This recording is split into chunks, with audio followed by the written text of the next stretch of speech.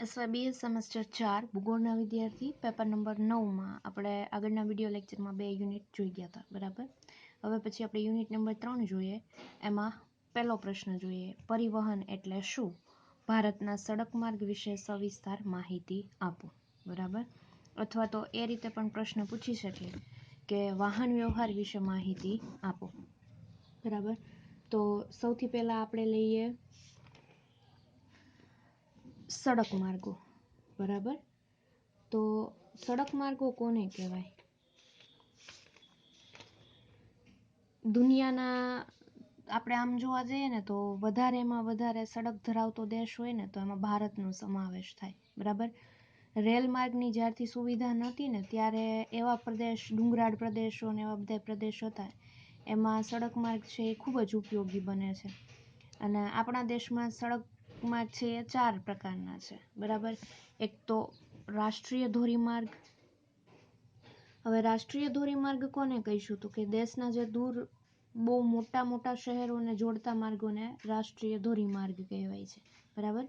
ગુજરાતમાંથી પસાર થતો રાષ્ટ્રીય ધોરીમાર્ગ નંબર 8 દિલ્હી, જયપુર, અમદાવાદ, વડોદરા, સુરત અને મુંબઈને જોડે છે.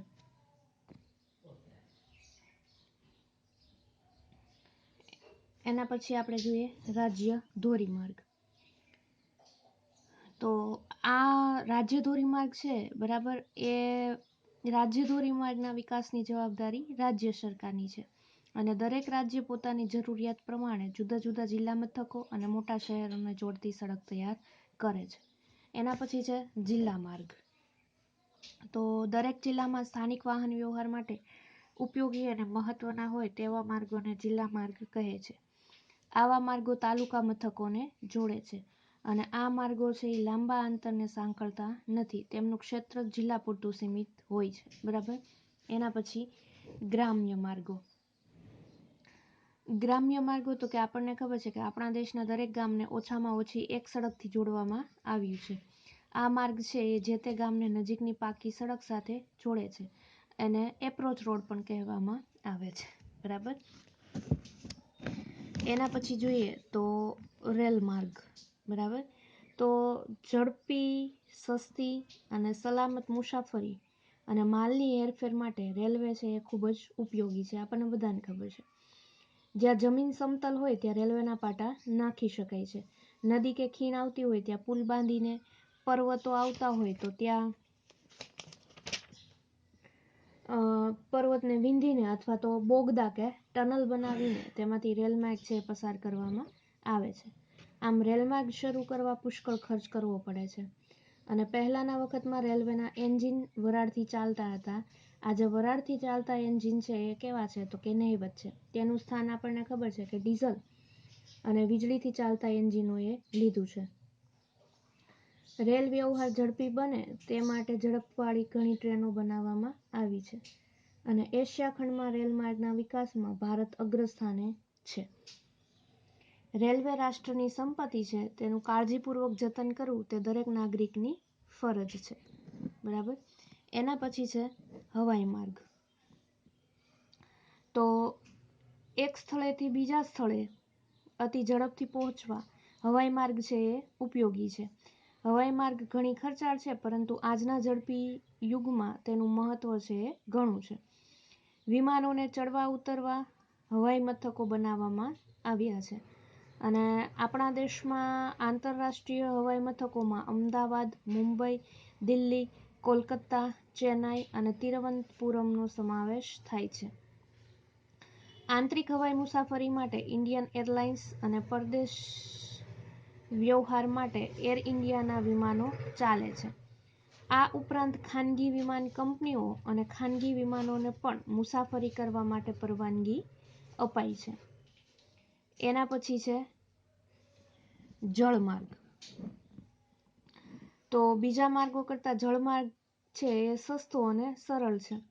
નદીઓ અને સમુદ્રો એ મુખ્ય જળમાર્ગો છે. વહાણ ચાલે એવા મોટા સરોવરો ભારતમાં નથી. પરદેશ સાથે વેપાર વધે, અવરજવર વધે એ માટે દરિયાઈ જળમાર્ગ ઘણા છે. ગંગા, નર્મદા, ગોમતી, બ્રહ્મપુત્રા જેવી મોટી નદીઓમાં 12 માસ પાણી રહેતું હોવાથી નાની સ્ટીમરો અને હોડીઓ દ્વારા માલની હેરફેર તથા માણસની અવરજવર થાય છે. એના પછી રોપવે, રજ્જુ માર્ગ, બરાબર. પર્વતીય પ્રદેશમાં જ્યાં રેલ માર્ગ કે સડક માર્ગ શક્ય નથી હોતો ત્યાં રોપવે શરૂ કરવામાં આવ્યા છે. પર્વત ઉપર અમુક અંતરે થાંભલા ઊભા કરી લોખંડ અથવા તાંબાના તાર બાંધવામાં આવે છે અને તેના ઉપર વીજળીથી ચાલતું ટ્રોલી જેવું વાહન લટકાવીને પર્વત ઉપર ચઢી શકાય અને ઉતરી શકાય. ગુજરાતમાં પાવાગઢ, સાપુતારા અને અંબાજીમાં આવી સગવડ કરવામાં આવી છે. બિહારમાં રાજગીરીમાં પણ રોપવેની સુવિધા છે. બરાબર, આ થઈ ગયો પહેલો પ્રશ્ન. એના પછી હવે આપણે બીજો પ્રશ્ન જોઈએ. નોંધ લખો પરિવહન ક્ષેત્રનું મહત્વ. બરાબર, તો એમાં સૌથી પહેલા તો આપણે એની પ્રસ્તાવના જોઈએ કે પરિવહન ક્ષેત્રનું મહત્વ શું છે. હવે આપણને બધાને ખબર છે કે ભારતમાં ખેતી ક્ષેત્ર અને ઔદ્યોગિક ક્ષેત્રનો વિકાસનો આધારસ્તંભ છે એ કોના ઉપર છે તો કે પરિવહન ક્ષેત્ર. બરાબર, કારણ કે આ બંને ક્ષેત્રને સમયસર પૂરતા પ્રમાણમાં પરિવહનની સવલતો પૂરી પાડવામાં આવે તો શક્ય છે કે તેમનો વિકાસ આજે જે સ્તરે થયેલ છે તેમના પણ વધુ ઝડપથી થઈ શકે. બરાબર, આપણને ખબર છે કે ખેતી ક્ષેત્રે એક જગ્યાએથી બીજી જગ્યાએ માલ, કાચો માલ છે અથવા તો તૈયાર માલ છે એ સરળતાથી પરિવહન ક્ષેત્રથી જ પહોંચાડવામાં આવે અને ખેતી ક્ષેત્રનો જે કાચો માલ છે એ ઔદ્યોગિક ક્ષેત્રે પહોંચાડવો હોય તો પરિવહન છે એ ખૂબ જ જરૂરી છે. ખેતી ક્ષેત્ર અને ઔદ્યોગિક ક્ષેત્રનો વિકાસ છે એ ઝડપી થાય તો તેમની મદદથી આર્થિક વિકાસના દરમાં વૃદ્ધિ થઈ શકે છે. કેમ કે ખેતી ક્ષેત્ર અને ઔદ્યોગિક ક્ષેત્ર ભારતીય અર્થકારણ માટે એક ધોરીના સમાન મહત્વના ગણવામાં આવે છે અને પરિવહન ક્ષેત્ર દ્વારા વ્યાપાર વાણિજ્યના ક્ષેત્રને વધુ વેગ મળી શકે છે. પરિવહન ક્ષેત્ર વ્યક્તિ, વસ્તુઓ, સેવાઓ, યંત્ર સામગ્રી, કાચો માલ, અર્ધ તૈયાર માલ વગેરે જેવી વિવિધ વસ્તુઓનું એક જગ્યાએથી બીજી જગ્યાએ સરળતાથી સ્થળાંતર કરી આપે છે. એમાંય વિશેષ કરીને પછાત રાજ્યો અને પછાત વિસ્તારનો વિકાસ સમૃદ્ધ રાજ્યમાંથી વસ્તુઓ ખસેડીને કરવામાં પરિવહનની અનેકવિધ સેવાઓ પૂરી પાડે છે.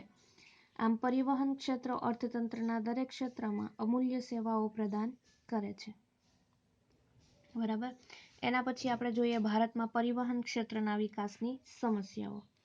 તો ભારતમાં પરિવહન ક્ષેત્રના વિકાસની સમસ્યાઓ પણ ઘણી બધી રહેલી છે. જેમ કે ભારતમાં પરિવહન ક્ષેત્રનો વિકાસ જ 1950-51થી ઘણો જ સરસ થયો છે. આમ છતાં પણ પરિવહન ક્ષેત્રે અનેક મુશ્કેલીઓ અને અવરોધોનો સામનો કરવો પડે છે. આને પરિણામે શહેરી વિસ્તારમાં અને ગ્રામીણ વિસ્તારના લોકોના જીવન ધોરણ પર તેમની પ્રતિકૂળ અસર થાય છે.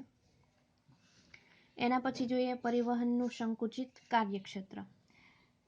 તો પરિવહન ક્ષેત્રમાં રસ્તાની વધતી જતી માંગની સરખામણીમાં પરિવહન સેવાઓમાં સુધારો જણાયો છે. દાખલા તરીકે રેલવેની ક્ષમતામાં સુધારો થવાથી લાંબા અંતરની વધુ જથ્થામાં વસ્તુઓ, કોલસો વગેરે જેવી અનેક પ્રકારની વસ્તુઓની હેરફેર ઝડપથી થઈ શકે છે. જ્યારે રસ્તા દ્વારા વસ્તુઓની હેરફેર થોડી ખર્ચાળ બને છે. સમગ્ર દેશમાં ઔદ્યોગિક ક્ષેત્રે કોલસાની જે તંગી પ્રવર્તે છે તેમના માટે અનેકવિધ પરિબળોમાં સૌથી મહત્વનું પરિબળ અપૂરતા રેલવે વેગનો છે અને રેલવે વેગનો મર્યાદિત હોવાને પરિણામે સમયસર જે તે સ્થળે કોલસો, સિમેન્ટ, ખાતરની તંગી અને ખાદ્ય પદાર્થોનો પુરવઠો પૂરતા પ્રમાણમાં પહોંચાડી શકાતો નથી અને રેલવે તંત્રની મોટામાં મોટી ખામી અપૂરતા રેલવે વેગનો છે. સાથે સાથે રેલવે તંત્રમાં બિનકાર્યક્ષમતા, લાંચ રૂશ્વત, ભ્રષ્ટાચાર, વિલંબિત માલની ડિલિવરી વગેરે જેવા પરિબળો રેલવેની પ્રગતિમાં રૂકાવટ પેદા કરે છે. હજુ આપણે પણ ભારતના 30% ગામડાઓ છે એ રસ્તાઓની સેવાઓથી વંચિત રહે છે. આમ છતાં પણ રસ્તા અને રેલવે દ્વારા દરેક ક્ષેત્રને મોટાભાગની સેવાઓ પૂરી પાડવામાં આવે છે. એના પછી પરિવહન પદ્ધતિનું નબળું આયોજન. બરાબર, તો ભારતમાં પરિવહન ક્ષેત્રમાં આયોજનમાં સરકાર દ્વારા પૂરતા પ્રમાણમાં જે પ્રકારનું ધ્યાન કેન્દ્રિત કરવું જોઈએ એ થઈ શક્યું નથી. એને પરિણામે આજે રેલવે તંત્ર છે એ આમ જનતાની સંતોષકારક પ્રકારની સેવા કરી શકતું નથી. વાસ્તવમાં દરેક પરિવહન વિભાગો માટેનું વ્યવસ્થિત આયોજન, સંચાલન અને નિયમન અસરકારક રીતે થવું જોઈએ. ભારતમાં છે અતિવસ્તી, વસ્તી વૃદ્ધિનો ઊંચો દર, શહેરીકરણ વગેરેને કારણે લોકોની આર્થિક પ્રવૃત્તિમાં વધારો થયો છે અને આર્થિક પ્રવૃત્તિમાં વધારો થવાથી પરિવહન ક્ષેત્રની વિવિધ માંગ વધવા પામેલ છે. સાથે સાથે કેન્દ્ર સરકાર તરફથી માત્ર અમુક રાજ્યો અને શહેરોના વિકાસ સંબંધિત રસ્તા અને રેલવે વિકાસને વધુ પ્રાધાન્ય આપવામાં આવ્યું. આને પરિણામે મર્યાદિત રાજ્યોનો રેલવે અને રસ્તાઓ પર વધુ બોજ આવ્યો. જ્યારે વૈકલ્પિક રૂટનો વિકાસ કરવો જોઈએ કેમ કે ત્યારે જ પરિવહન ક્ષેત્ર પરનો બોજ સંતુલિત બની શકે. પરિવહન ક્ષેત્રનું આયોજન કરવાથી વિવિધ ઉદ્યોગો, સંતુલિત પ્રાદેશિક વિકાસ, થર્મલ વીજ પાવર ઉત્પાદન અને ઉર્જાના અન્ય સ્ત્રોતો પણ આપોઆપ વિકાસ થઈ શકશે. જ્યારે પરિવહન ક્ષેત્રની અન્ય બાજુ તપાસવામાં આવે ત્યારે એક બાબત સ્પષ્ટ થાય છે કે પરિવહન ક્ષેત્રની નબળી કામગીરીને પરિણામે શહેરી વિસ્તારમાં અપૂરતી ટ્રાન્સપોર્ટની સેવાઓ, બરાબર, એમાંય વિશેષ કરીને તો બેંક દ્વારા જે ટ્રાન્સપોર્ટરોને વ્યક્તિગત કરવામાં આવે ધિરાણની સામે સમયસર ધિરાણ પરતમાં મુશ્કેલીઓ, વારંવાર પેટ્રોલ ડીઝલના ભાવમાં થતો વધારો વગેરેને કારણે ઘણીવાર નાના વાહનો અને કાર દ્વારા વસ્તુની હેરફેર કરવામાં આવે છે. આને પરિણામે વાતાવરણ પ્રદૂષિત બને છે. સાથે સાથે અકસ્માતનું પ્રમાણ પણ વધે છે. તેમજ મોટાભાગના ગ્રામીણ વિસ્તારમાં બારેમાસ નજીકના શહેર અને બજારથી જોડાયેલા હોતા નથી. દાખલા તરીકે ઉત્તર પૂર્વ ભારતના રાજ્ય અને કાશ્મીર હજુ આજે પણ દેશના બાકી હિસ્સા સાથે જોડાયેલ નથી અને પરિણામે તેઓ ભૌતિક રીતે અને લાગણીના દ્રષ્ટિકોણથી અન્યથી અલાયદા એટલે કે અલગ પડી જાય છે. ભારતમાં રેલવે અને રસ્તાનું સંકલન કરવામાં આવે તો શક્ય છે કે મોટાભાગના પરિવહન સંબંધિત પ્રશ્ન છે એ હલ થઈ જાય. કેમ કે 1950-51થી પરિવહન ક્ષેત્રમાં રસ્તા દ્વારા, એમાંય 11% જકાત દ્વારા અને 26% પેસેન્જર દ્વારા આવક સરકારને પ્રાપ્ત થતી હતી તેમનું હાલમાં વધીને 60% અને 80% થયેલ છે. આમ પરિવહનના ક્ષેત્રમાં રસ્તાનો ફાળો અન્ય ક્ષેત્રોની તુલનામાં વધતો જાય છે. તેને આપણે ઇચ્છનીય ગણાવી શકીએ નહીં કેમ કે તેમના દ્વારા વાતાવરણ વધુ પ્રદૂષિત બને છે. ભારતમાં મોટાભાગનું પરિવહન ક્ષેત્રનું આંતરમાળખું જૂનું પુરાણું છે. દાખલા તરીકે વાસ્તવમાં ભારતની રેલવેમાં માત્ર 25% વિસ્તારમાં આધુનિક સાધનોનો ઉપયોગ કરવામાં આવે છે. એના પછી આપણે જોઈએ ભારતમાં રેલવેની વૃદ્ધિ. તો ભારતમાં રેલવેની વૃદ્ધિ છે એ 1853માં રેલવેની શરૂઆત કરવામાં આવી હતી. 1853માં બોમ્બેથી થાણાની વચ્ચે પ્રથમ રેલવે લાઇન 22 માઇલની શરૂ થયેલી. 1900 પછી રેલવેનો વિકાસ ઝડપી બન્યો પરંતુ 1900થી 1950 સુધીમાં રેલવેનો જે વિકાસ થવો જોઈએ તે પ્રમાણમાં ધીમી ગતિએ જોવા મળે છે. વાસ્તવમાં અંગ્રેજોના શાસનકાળ દરમિયાન રેલવેની સેવા બ્રિટિશરો દ્વારા ખાનગી ક્ષેત્રને સોંપવામાં આવેલી પરંતુ આની સામે અનેક ફરિયાદો થવા માંડી. આથી ધીમે ધીમે ભારતની પ્રથમ કંપનીએ 1925માં રેલવેનો ચાર્જ સંભાળ્યો. 1950 બાદ કેન્દ્ર સરકાર દ્વારા આજ સુધી રેલવેની સેવાઓ પૂરી પાડવામાં આવે છે અને રેલવે તંત્ર સરકારનું સૌથી મોટું રાષ્ટ્રીયકૃત એકમ છે તેમજ વિશ્વની એક વધુ મૂડી ભંડોળ ધરાવતું જાહેર ક્ષેત્રનું એકમ છે. એના પછી જોઈએ ભારતમાં રસ્તા પરિવહનની પદ્ધતિ. તો એક બાબત અહીંયા એવી આપણે નોંધી શકાય કે રસ્તા પરિવહનના રેલવે પરિવહનની સરખામણીમાં વિશેષ લાભ છે, બરાબર.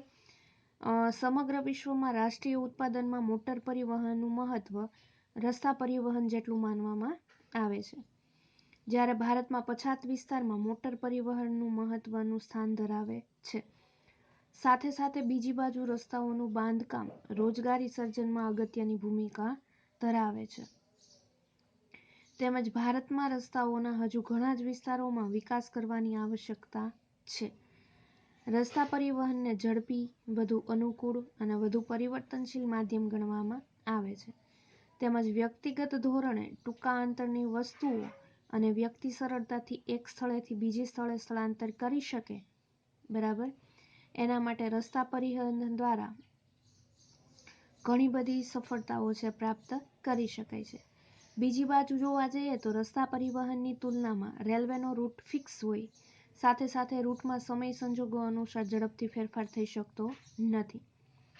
રસ્તાઓ છે એ રેલવેના પૂરક સાધન તરીકે મહત્વની કામગીરી કરે છે, કેમ કે ભારત એ ગામડાઓનો બનેલો દેશ છે, તેમજ ભારતના મોટાભાગના ગામડાઓ આસપાસના શહેરની સાથે રસ્તાઓથી જોડાયેલા છે. જ્યારે રેલવે રસ્તાઓની માફક ગામડાની સાથે બરાબર જોડાયેલા રહી શકાતા નથી. રેલવે સ્ટેશનોમાં રેલવે દ્વારા તેમના નેટવર્કમાં વધારો કરવામાં આવે તો પણ માત્ર રેલવેની મદદથી વસ્તુઓ, મુસાફરો એક સ્થળેથી બીજે સ્થળે હેરફેર કરી શકાય છે. જ્યારે લાંબા અંતર માટે વસ્તુઓ અને મુસાફરોને એક સ્થળેથી બીજે સ્થળે હેરફેર કરવાનું હોય તે સમયે રેલવેની તુલનામાં રસ્તાની સેવાઓ વધારે ઝડપી, સુગમ અને અનુકૂળ માનવામાં આવે છે. આમ છતાં પણ એક બાબત આપણે ખાસ યાદ રાખવી જરૂરી બને કે રસ્તાઓ અને રેલવેની સેવાઓ એકબીજાના પૂરક તરીકેની સેવાઓ પૂરી પાડે છે, તેઓ બંને એકબીજાના હરીફ નથી, બરાબર. રસ્તા પરિવહન છે એ અલગ છે અને રેલવે પરિવહન છે એ પણ અલગ છે. એની સેવાઓ પણ કેવી છે તો કે અલગ અલગ. એના પછી છે ભારતમાં જળ પરિવહન. જળ પરિવહનની મુખ્યત્વે બે પદ્ધતિ છે, એક તો નદી પરિવહન અને બીજું દરિયાઈ પરિવહન. આંતરિક જળ પરિવહન મુખ્યત્વે નદી, કેનાલ, ક્રીક્સ વગેરે દ્વારા થાય છે. આંતરિક જળ પરિવહનમાં ટૂંકા ગાળા માટે અને લાંબા ગાળા માટે ચોક્કસ વસ્તુઓનું સસ્તા દરે પરિવહન થાય છે. આમ આંતરિક જળ પરિવહન ઉર્જાના વપરાશના દ્રષ્ટિકોણથી તપાસવામાં આવે ત્યારે સૌથી વધુ કાર્યક્ષમ પ્રકારની સેવા પૂરી પાડે છે. આંતરિક જળ પરિવહનમાં શ્રમ પ્રધાન ઉત્પાદન પદ્ધતિ દ્વારા સેવા આપવામાં આવે છે, જેમનો લાભ વધુમાં વધુ સમાજના નબળા વર્ગના લોકોને થાય છે. ઘણા સમય પહેલા ભારતમાં જળ પરિવહન ઘણું જ મહત્વનું સ્થાન ધરાવતું હતું, પરંતુ 20મી સદીના મધ્યમ ભાગથી આંતરિક જળ પરિવહને રેલવેની હરીફાઈનો તીવ્રપણે સામનો કરવો પડ્યો. આથી આંતરિક જળ પરિવહન છે એ નદી પરિવહનના રૂપમાં તેમની સેવાઓ આપવા માંડ્યું, જે ખાસ કરીને ગ્રામીણ વિસ્તારમાં લોકોને સિંચાઈની સવલતો પૂરી પાડવાનું કાર્ય કરે છે. અને આમ આજે આધુનિક સમયમાં આંતરિક જળ પરિવહન કુલ પરિવહનમાં આંશિક સેવાઓ પૂરી પાડે છે. ભારતમાં જુદા જુદા સ્થળેથી જે આંતરિક જળ પરિવહનની સેવાઓ પૂરી પાડવામાં આવે છે. એના પછી જોઈએ ભારતમાં જહાજ એટલે કે શિપિંગ, બરાબર. ભારતમાં જહાજ સેવાઓનો વિકાસ. તો આઝાદી પહેલા ભારતમાં જહાજ કંપનીઓ સફળ થઈ નહોતી, કેમ કે વિદેશી જહાજ કંપનીઓની સામે તીવ્ર સ્પર્ધામાં ભારતીય જહાજ કંપનીઓ ટકી શકતી નહોતી. સાથે સાથે બ્રિટિશરોની ખામી ભરેલી નીતિના પરિણામે ભારતીય જહાજ કંપનીઓ તેમની સ્પર્ધાઓનો સામનો કરી શકતી નહોતી. આમ સ્વાતંત્ર્ય પહેલા ભારતમાં માત્ર ઇન્ડિયા સ્ટીમ નેવિગેશન કંપનીએ ફક્ત બ્રિટિશ કંપનીનો સ્પર્ધાનો સારી રીતે સામનો કરવામાં સફળ થયેલી અને 1947માં ભારતમાં માત્ર 42 જહાજો હતા અને 1,00,000 ટનથી ઓછું જીઆરટી હતું, બરાબર, ગ્રોસ રજિસ્ટર્ડ ટનેજ. ભારતના જહાજ ઉદ્યોગમાં માત્ર એક જ કંપનીનું વર્ચસ્વ હતું અને એ છે વિદેશમાં વસ્તુઓનો વેપાર કરવામાં આવતો. 1947માં કેન્દ્ર સરકાર દ્વારા શિપિંગ પોલિસી કમિટીની રચના કરવામાં આવેલી. તે કમિટીએ સરકારને આ પ્રકારની ભલામણ કરેલી કે ભારતમાં આંતરિક અને આંતરરાષ્ટ્રીય વેપાર માટે વિશાળ અને વિપુલ માત્રામાં દરિયા કિનારો છે. ઝડપી આર્થિક વિકાસને પરિણામે આંતરરાષ્ટ્રીય વ્યાપારમાં સતત વધારો થવાનું વલણ રહ્યું છે. ભારતનો મોટા ભાગનો વેપાર વિદેશી જહાજ કંપનીઓ સાથે સંકળાયેલો છે કે જેમના દ્વારા સરકારને વિપુલ માત્રામાં વિદેશી હુંડિયામણની કમાણી કરી શકે. બરાબર. ઘણી બધી જહાજ ઉદ્યોગની સાથે એની સમસ્યાઓ પણ હતી, જેમ કે ભારતમાં મોટાભાગની જહાજ કંપનીઓની પાસે અપૂરતી ટનેજ કેપેસિટી હતી. બરાબર. તેમજ બીજી બાજુ પેટ્રોલિયમ અને ક્રૂડના ભાવોમાં સતત વધારો થવાથી તેઓના ખર્ચમાં વધારો થાય છે. પછી બીજી સમસ્યા જોવા જઈએ તો સમગ્ર વિશ્વમાં ઝડપથી કન્ટેનરાઇઝેશન વધવા પામ્યું છે. તે સમયે ભારતીય કન્ટેનર મોટાભાગે છે નિષ્ફળ જોવા મળે છે. ભારતીય જહાજ કંપનીઓનો તુલનાત્મક રીતે ખર્ચ ઊંચો હોય છે. આને પરિણામે આજે આઝાદીને આટલા વર્ષો બાદ પણ વિદેશી કંપનીઓની સામે ભારતની કંપની હરીફાઈમાં ટકી શકતી નથી. સરકાર દ્વારા પણ અન્ય ક્ષેત્રોની માફક જહાજ ઉદ્યોગને પૂરતું રક્ષણ અને પ્રોત્સાહન આપવામાં આવતું નથી. આથી સ્વાભાવિક છે કે ભારતીય કંપનીઓ વિદેશી કંપનીઓ સામે હરીફાઈમાં ટકી શકે નહીં. પછી સમસ્યા આગળ એવી છે કે ભારતીય કંપનીઓને પૂરતા પ્રમાણમાં આંતરમાળખાકીય સવલતો પ્રાપ્ત થઈ શકતી નથી. બરાબર. એના પછી જોઈએ ભારતમાં નાગરિક ઉડ્ડયન.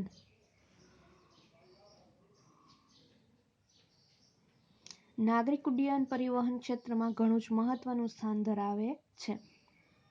ઉડ્ડયન ક્ષેત્ર સમયની બચત કરે છે. હવાઈ પરિવહન દ્વારા અર્થતંત્રમાં ટેકનોલોજીકલ, સંચાલકીય અને વહીવટી કાર્યક્ષમતાનો ઇષ્ટતમ ઉપયોગ થઈ શકે છે. બરાબર. ભારતમાં 1920માં કેન્દ્ર સરકાર દ્વારા થોડા એરોડ્રોમ બાંધવામાં આવ્યા અને ત્યારથી વાસ્તવિક નાગરિક ઉડ્ડયનની શરૂઆત થઈ. નાગરિક ઉડ્ડયન વિભાગ છે એ 1927માં વ્યવસ્થિત રીતે કાર્યરત બનેલો. શરૂઆત બીજા વિશ્વયુદ્ધને પરિણામે નાગરિક ઉડ્ડયન ક્ષેત્રનો વિકાસ અલ્પ પ્રમાણમાં થયેલો, પરંતુ 1945 બાદ કેટલાક પ્લેન ખરીદવામાં આવ્યા અને નાગરિક ઉડ્ડયન દ્વારા સેવાઓ શરૂ કરવામાં આવી. ભારતમાં 1946માં સૌપ્રથમ ભારત સરકાર દ્વારા ઉડ્ડયન ક્ષેત્રના આંતરિક અને બાહ્ય વિકાસ માટેની નીતિ નક્કી કરવામાં આવી. 1946માં સરકારે 11 કંપનીઓને હવાઈ પરિવહન અંગેના લાયસન્સ આપ્યા. 1950માં હવાઈ પરિવહન તપાસ કમિટી સંબંધી રાજ્યાધ્યક્ષ કમિટીની નિમણૂક કરવામાં આવી.